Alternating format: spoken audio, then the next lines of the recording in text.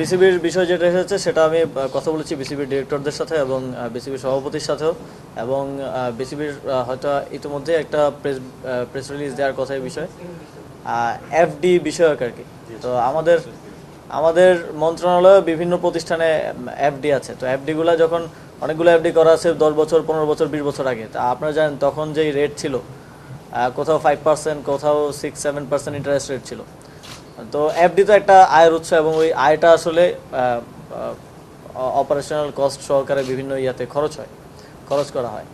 তো বিসিবির এফডির ওইটার রেট ছিল হয়তো 7-8%, আমি যতটুকু জানি। এখন যেখানে করা হয়েছে সেখানে 11-12%।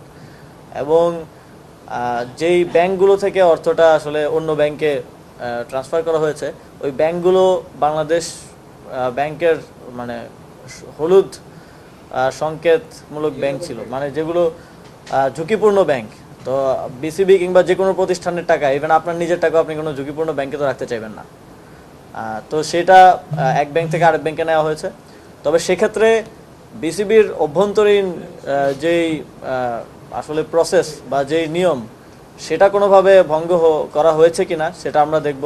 বিসিবিতে তো একজন ফাইন্যান্স ডিরেক্টর আছেন, এই ক্ষেত্রে ফাইন্যান্স ডিরেক্টরের মতামত নেওয়া হয়েছে কিনা বা তার অ্যাপ্রুভাল ছিল কিনা, সেখানে কোনো প্রকার স্বেচ্ছাচারিতা হয়েছে কিনা সেটা আমরা দেখব।